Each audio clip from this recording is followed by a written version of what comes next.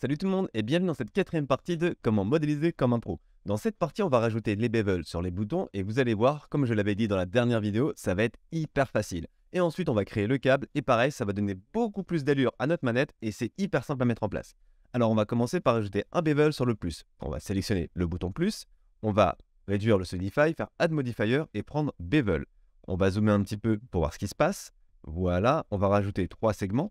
Là, on peut passer la valeur angle à 60 degrés. Comme ça, et on a déjà un bevel, on va dire, assez satisfaisant, même s'il a été clamp, hein, on peut voir que je ne vais pas pouvoir aller bien loin, mais là, la valeur me suffit, d'accord? Ensuite, on va également faire Add Modifier, et on va ajouter le Weighted normal pour corriger les petits problèmes de shading. On fait un petit tour autour de ça. Si malgré tout, vous voulez quand même aller plus loin, vous activez le Wireframe, vous pouvez ensuite aller dans le Bevel, dans Géométrie, et vous décochez Clamp Overlap. Et là, vous pouvez un peu regarder jusqu'où vous pouvez aller sans que ça parte en cacahuète. Donc là, je vois que je peux aller jusqu'ici avant d'avoir un artefact. Mais concrètement, moi, la valeur clamp me satisfait, donc je vais la laisser telle quelle. Ensuite, on va faire pareil avec les boutons Select and Start. On va cliquer dessus, on réduit le Solidify, Add Modifier, Bevel. Donc là, on va tout de suite passer à 3 segments. Voilà, la valeur de l'angle, pareil, on la passe à 60. Et on va pouvoir jouer avec la valeur Amount. Donc moi, de ce que j'avais pu voir, il me semble que les boutons Start et Select, ils vont être vraiment arrondis. Et pour avoir cet effet, on va pousser la valeur Amount assez loin, comme ça. On va retourner sur le Solidify et on va légèrement l'augmenter. Vous voyez? Comme ça. De cette manière, on va pouvoir augmenter davantage le niveau du bevel. On va mettre quelque chose comme ça.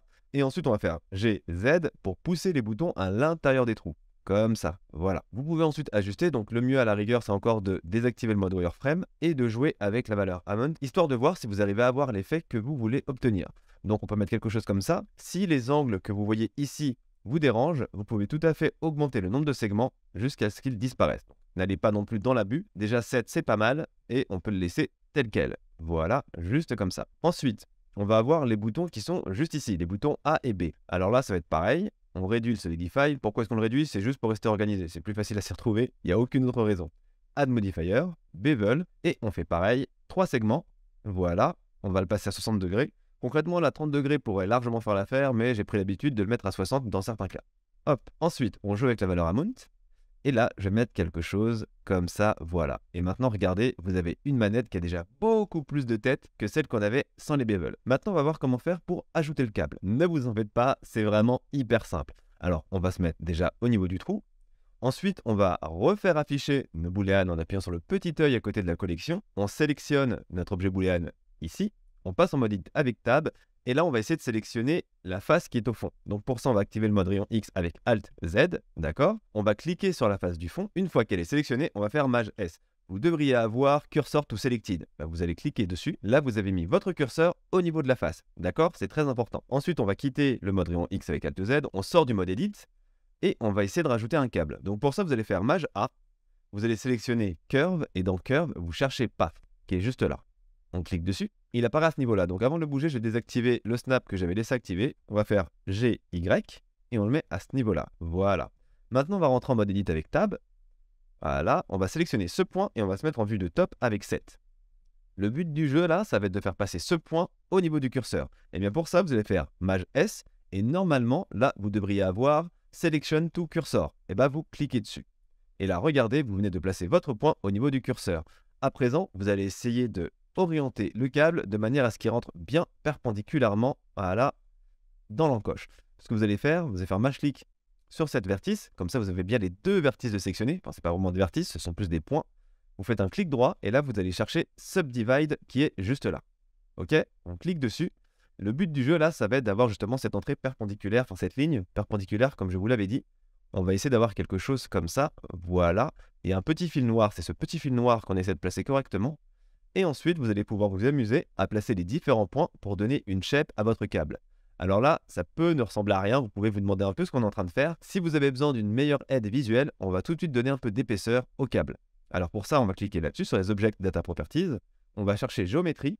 Et dans Géométrie, on a Bevel, Depth et Depth. Bref, on a ce truc-là.